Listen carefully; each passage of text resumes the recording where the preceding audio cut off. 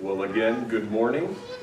Welcome to Ridgewood Bible Church. My name is Daryl, and whether we're joining you online or you're here this morning, it is a good day. It is not.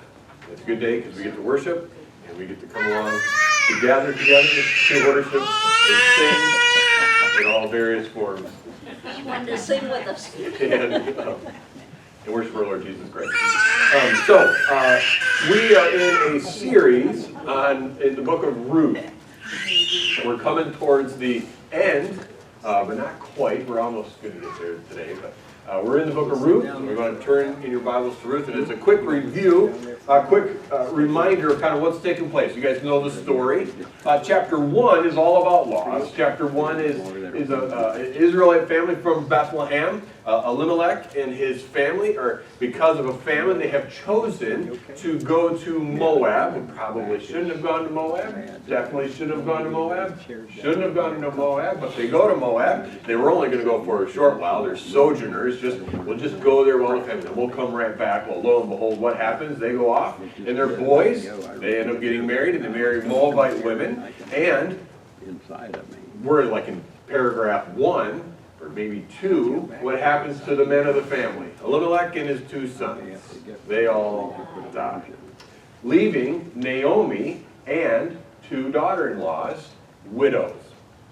And so they endeavored, the famine had ended in Israel and Bethlehem, and so Naomi's like, there's nothing here in Moab, we might as well go home, or I'm going to go home, and begs the daughters to stay in Moab, to go back, and yet Ruth chooses to stay with Naomi. And a beautiful picture of selfless love, of long-suffering and faithful and others-focused love, of chesed.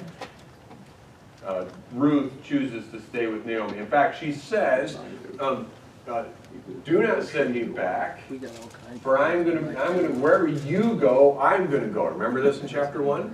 Wherever you go, I'm going to go. And even if you die, I'm going to stay where you are. I'm going to be buried next to you, right? And presumably, obviously, Ruth is much younger than Naomi, so you see the commitment. She's committed to Naomi. Moreover, she says, I'm going to be with you, and your people will be my people. No longer does she want to be identified and known as a Moabite. She wants to be known and identified as an Israelite. And most importantly, she says, your God be my God, right? And so she's turning away from, and I just forgot the name of the primary Moabite god, Chemesh, Chemesh, saying, hey, I'm not going to follow him or that pagan god. I'm going to follow the one true God. Your God, Naomi, is my God. Okay? So chapter 1 is all about loss. In fact, how does Naomi feel at the end of chapter 1? How does she feel about God and her relationship with God? She says, don't call me Naomi, call me what? Mara. Call me bitter because the hand of God is against me. Okay? Well, chapter 2 is largesse, generosity. So it just so happens that as they get home, they get back to Bethlehem, it just so happens that Ruth decides that she's going to take some initiative, and she's going to go out and she's going to glean the fields because they need some food. And so it just so happens that she comes upon this field, and the field that she just so happens to choose, I'm laying it on pretty thick here, I hope you're picking up when I'm laying it down, just so happens that she picks this field of Boaz, who just so happens to be a close family member, so he could actually help them out as a kinsman-redeemer. And it just so happens that while she's in the field, Boaz shows up. Okay? And it just so happens that because of this Boaz, who is also a man of great integrity and honor and chesed, he looks at Ruth and recognizes who she is and what she's doing with Naomi, and he lavishes her with food. Beautiful. It's incredible, right?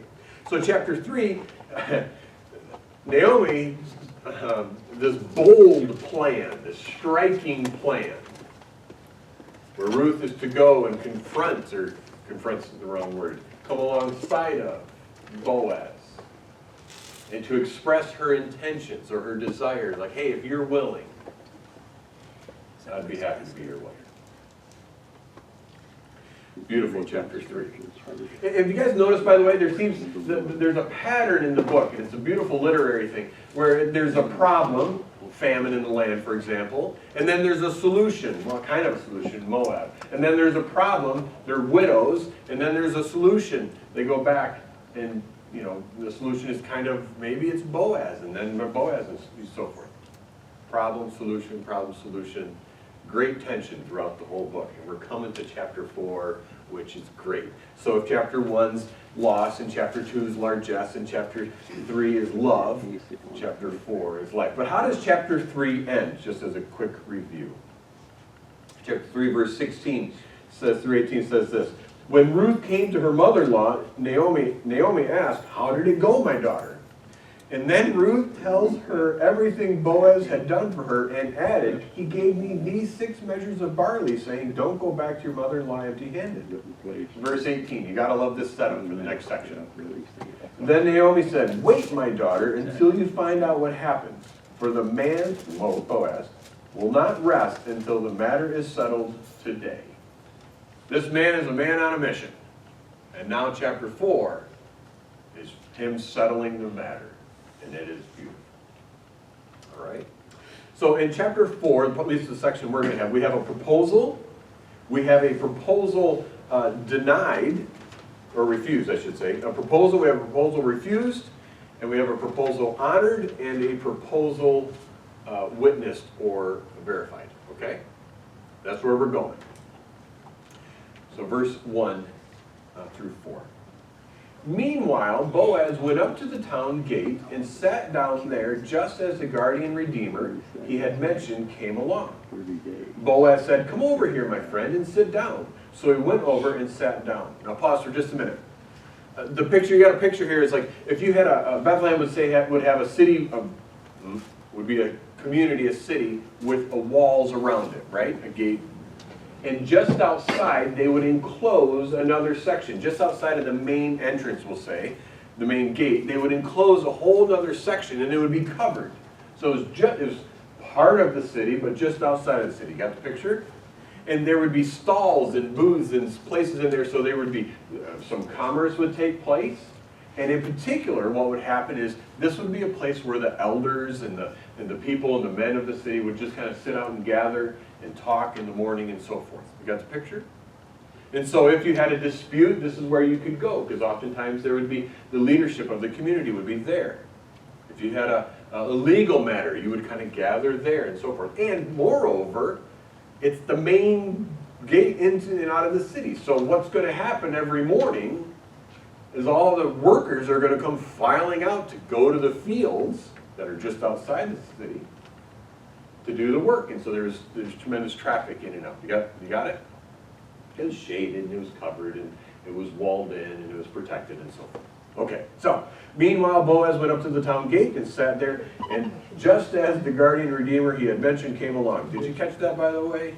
Just so happened that as Boaz went, just so happened that, oh, lo and behold, this guardian redeemer that has been referenced from the beginning of chapter 2 on, just so happens that, oh, he's there.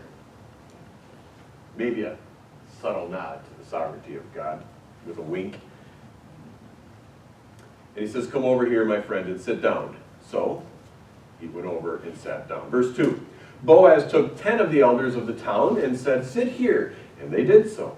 Then he said to the guardian redeemer, "Naomi, who has come back from Moab, is selling the piece of land that belonged to our relative Elimelech. And I thought I should bring the matter to your attention and suggest that you buy it in the presence of these seated here and in the presence of the elders of my people.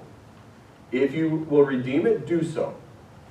But if not, if you will not, tell me, so I will know. For no one has a right to do it except you, and I am next in line." Okay? There is the proposal. And furthermore, look at the next line. I am next in line. And the guardian redeemer, what does he say? End of verse 4. I will redeem it, he said. Okay, let's pause for a minute. Let's say you're reading and you're hearing this story for the first time. Let's say you don't know the end of the story, as many of you probably do. As at this point, when you read that this guardian redeemer says, "I will redeem it," what do? Oh, no! Not him. It's got to be Boaz. It's got to be him. Boaz is the one who cares. Boaz is the generous one. Boaz, what do you mean? No! The wrong guy. It's like the perfect rom-com, right? He's the wrong guy. You can't do this. I will do it. Did Boaz he said yes. Okay. So, verse 3 and 4, Boaz explains the kinsman's right to redeem back Naomi's land. We've talked about the kinsman-redeemer, the Levirate, and the various. So, if the husband were to die, his brother-in-law or closest relative would marry the widow, and that would bring protection and provision for the widow, as well as it would keep the family, the land, and the inheritance, it would keep it in the family line of the brother or of the close relative. Okay? So here's this close relative, the closest relative. And so Boaz explains the situation. Naomi, she's selling her land. Now, real quick, not to get too sidetracked, there is some debate on whether Naomi is selling the land right now or she has sold it before they left and they're going to buy it back. Okay? I think the natural reading is that she is selling it right now, but I don't understand the cultural nuance quite well enough to take a definitive stand because there is debate on it.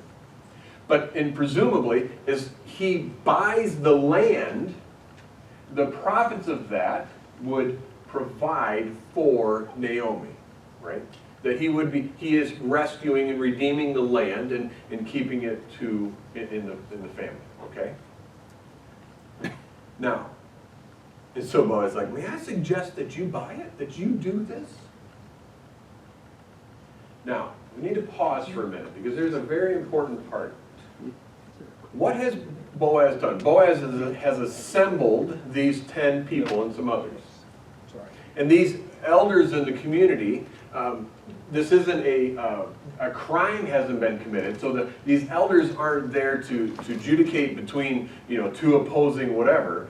This is a family matter, right? So Boaz goes to and talks to this close relative, right? It's not like, hey, I need you guys to judge over this. No. It's a family matter. They're going to take care of it as a family. These elders are there to witness it, right? But what has Boaz done? He's gone to the closest relative, and he says, I think you should redeem. You should buy the land. We know he wants to buy the land and redeem the people and marry Ruth, right? But he goes and he does what is right. Even when it puts his desires, even if it could cost him something, right? Because it's risky. Because the guy said, yeah, I'll redeem it. In fact, he says, I will redeem it. No! Like, oh, okay. But he does it anyways. Do you see my point? He does what's right. Again, we see this man of integrity, this man of great moral strength, this mighty warrior, this mighty man is really a mighty man of integrity and character. And we see it even here. Because what does he do? He says, I'm going to do things right.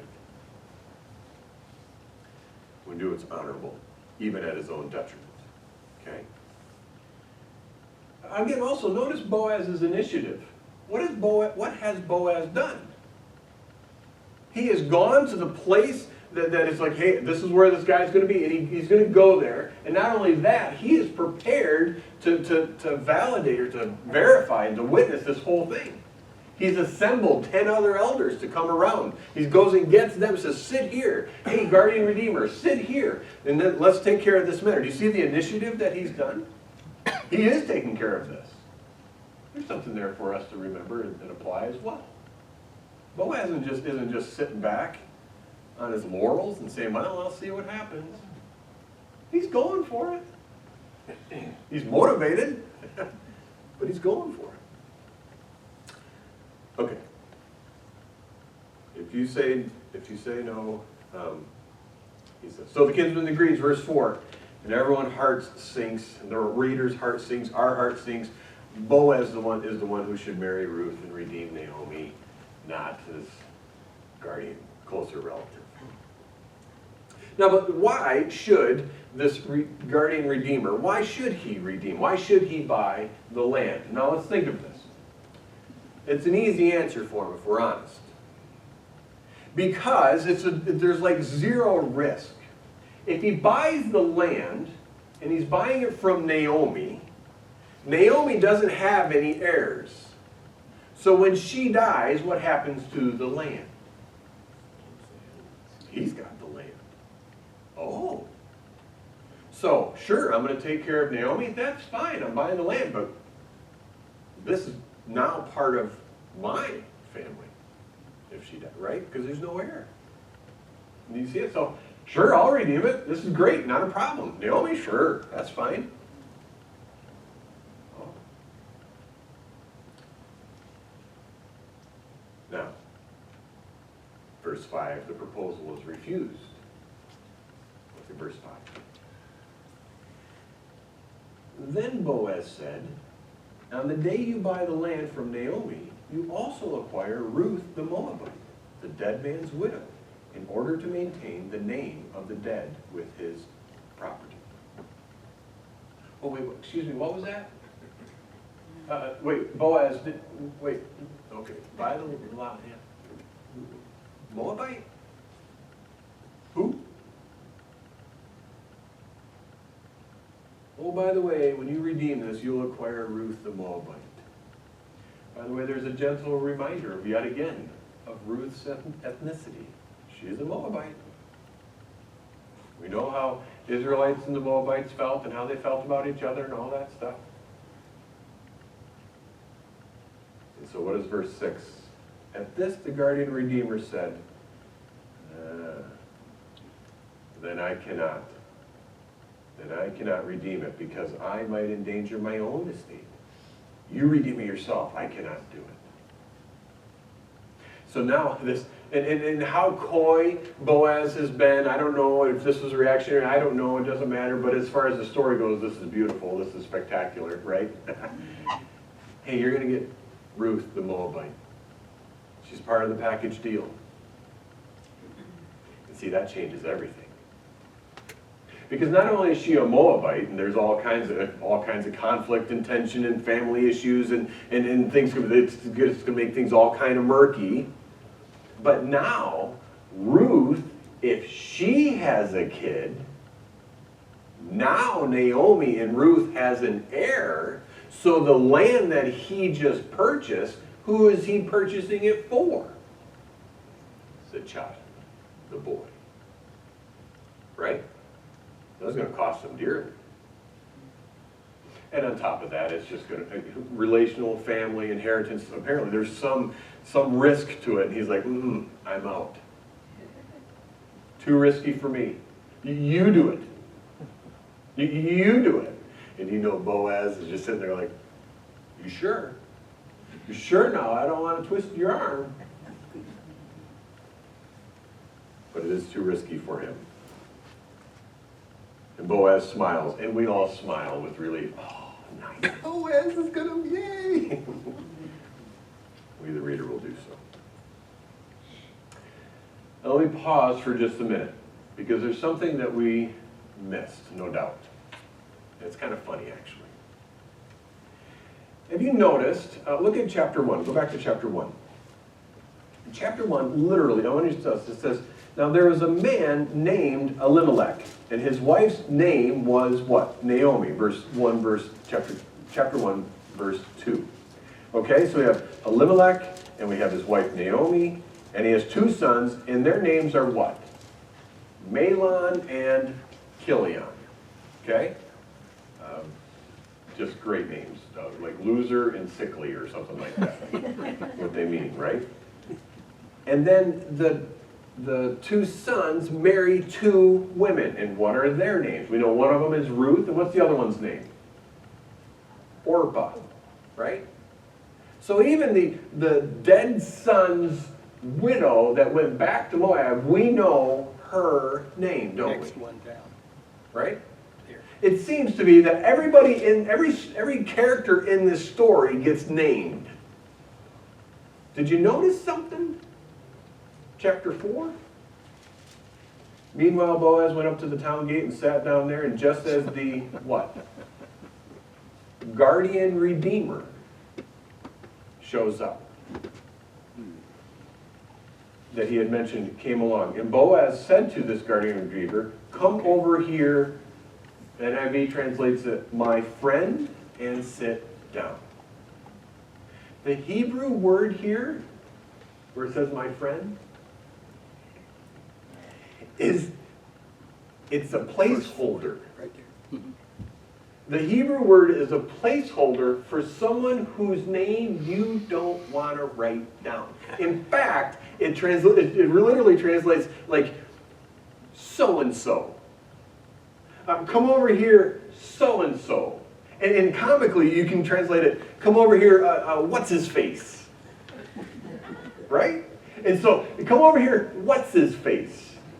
This guy's name does not even get written down. Everybody else is in the story. Everybody else, seemingly, their name's written down. This guy, what's his face? So-and-so. Okay.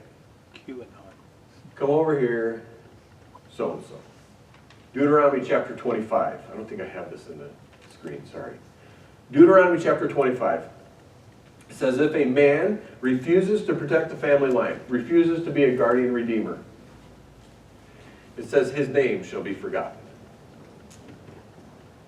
If you refuse to protect the family line, if you refuse to do what you're obligated to do, may your name be forgotten. Moreover, it says this. In fact, it says, they are to be called the one who has had his sandal pulled off.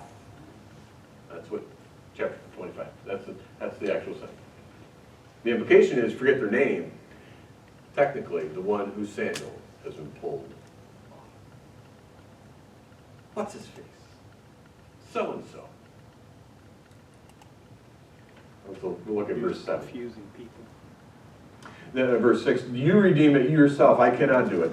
Now verse 7, now in earlier times in Israel, for the redemption and transfer of property to become final, one party took off his sandal and gave it to the other. This was the method of legalizing transactions in Israel.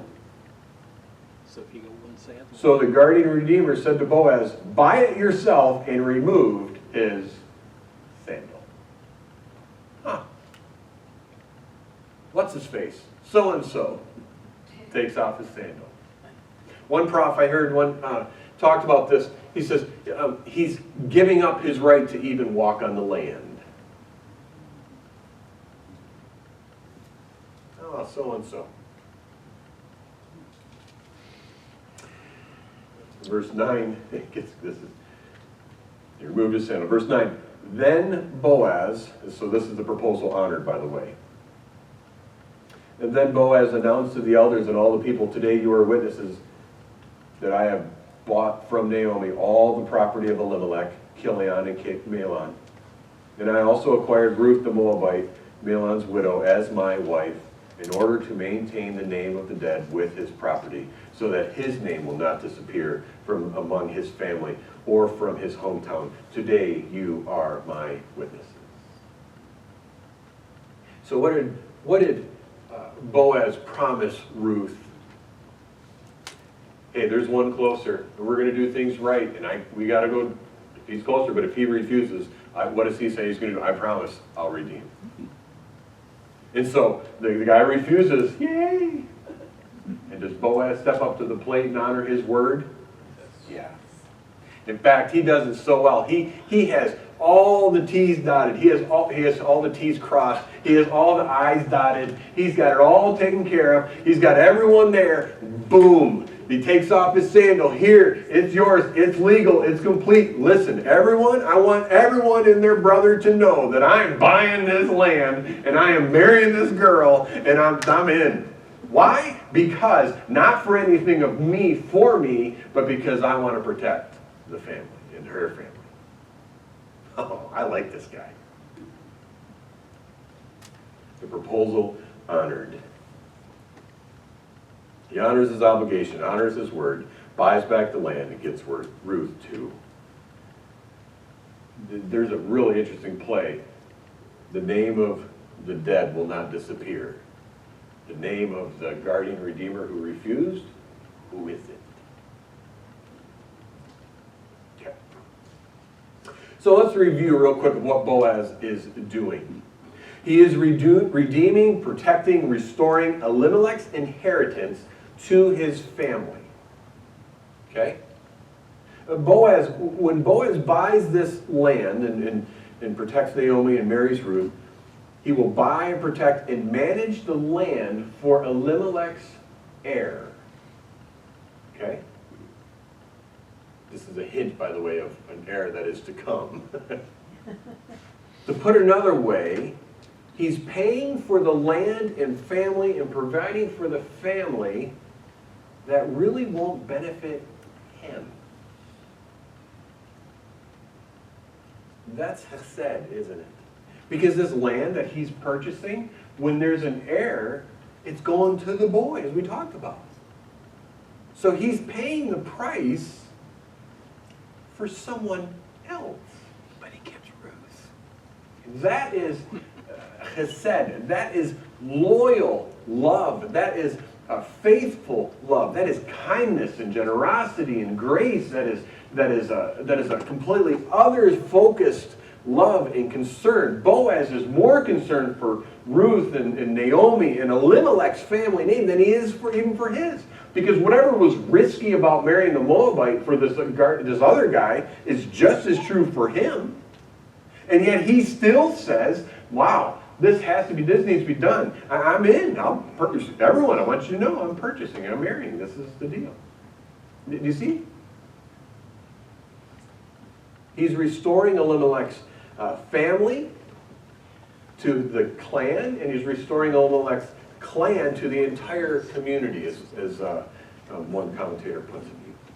We're talking about full restoration of Elimelech and his family line to the land that he walked away from. To the inheritance that he walked away from when he goes hiking off into Moab. Make sense? Boaz is paying the price to restore the family. Verse 11 and 12, we have the proposal is blessed, or proposal is witnessed. Then the elders and all the people at the gate said, "We are witnesses. May the Lord make the woman who is coming into your home like Rachel and Leah, who together built up the family of Israel. May you have standing in Ephrathah, and be famous in Bethlehem. Though through the offspring the Lord gives you by this young woman, may your family be like that of Perez, whom Tamar bore to Judah." So there is a witnessing, there's the legal component. They are here, so if down the line when something happens, these witnesses would say, no, we were there, he said no, and he said yes, it is all him, and he's redeeming the land and the people and so forth. He's Ruth's husband and so forth. Okay, so they're witnesses, and everyone, it wasn't just the 10, everyone was there. And there's a blessing.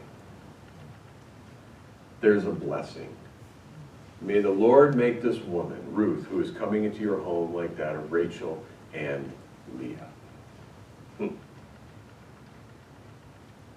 This is an interesting nod. Ruth is likened to the two other women who proactively, as George Slott puts it this way, Ruth is likened to two other women who proactively protected the family line, populated Israel for that matter, despite uncooperating men becoming matriarchs to the 12 tribes of Israel. Okay? Albeit without the deception, which is a challenging text with like Tamar and Leah and stuff. Ruth, may she be like these women.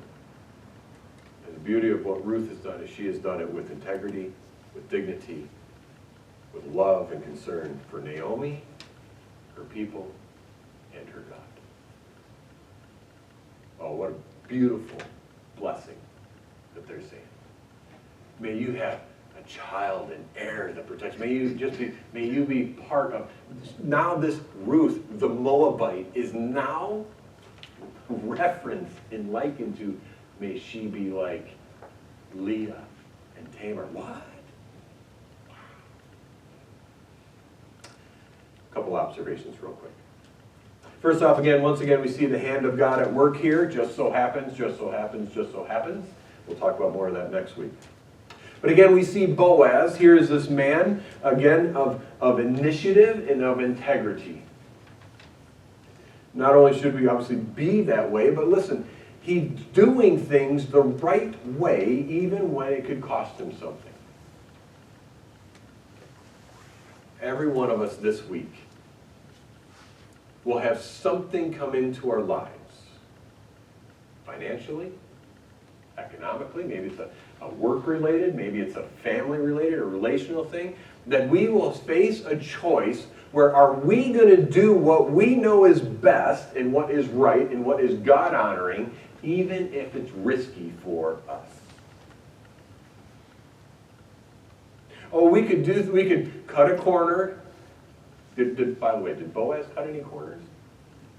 He assembled the elders, he got witnesses, he did everything, he made sure he didn't cut a single corner. Boaz could have cut a corner, couldn't he?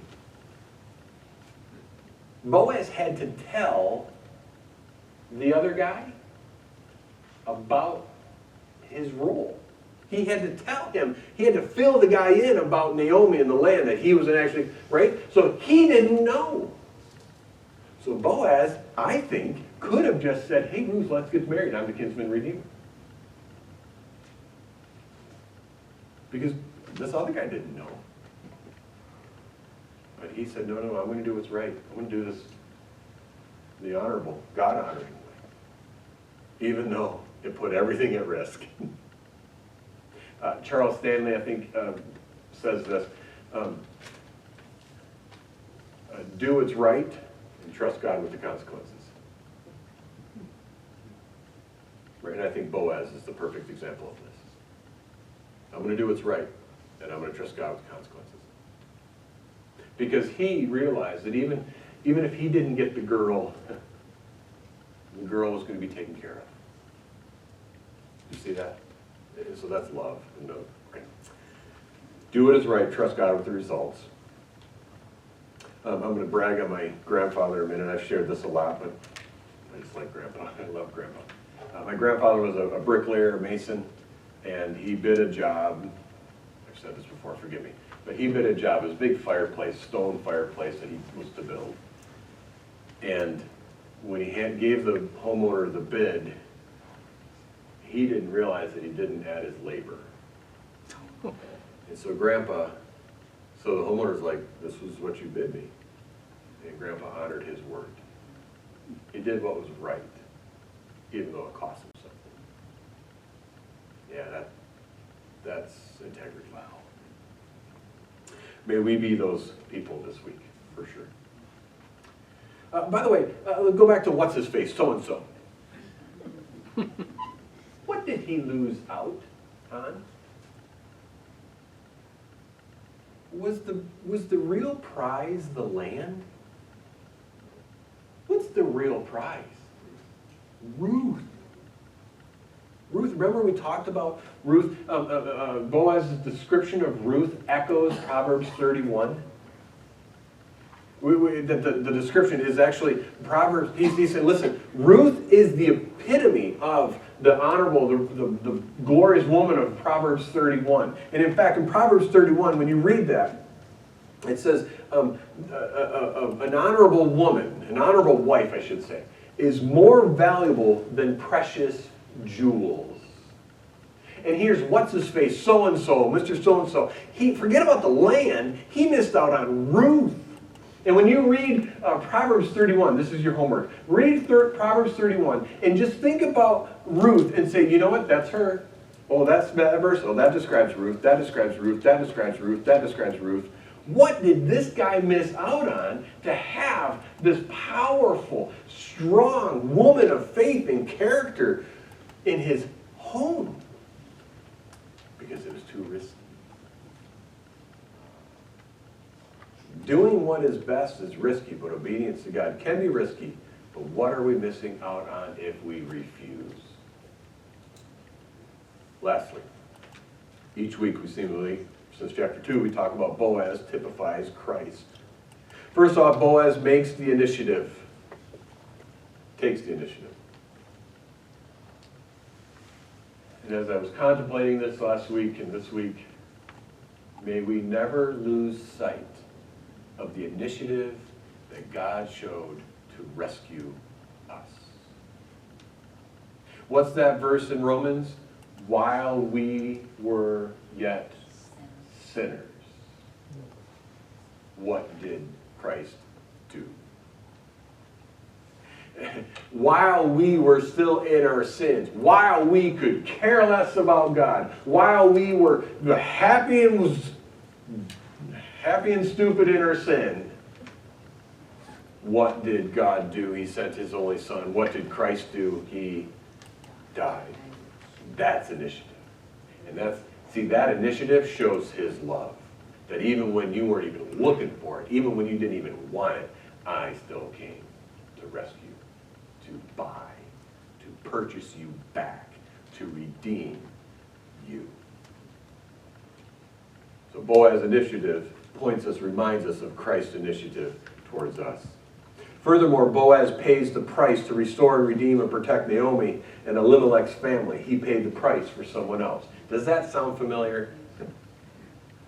That our Christ, our Jesus Christ, he came and he paid the price. Moreover, let's be clear on this. Did Jesus get anything out of the deal for saving us? I want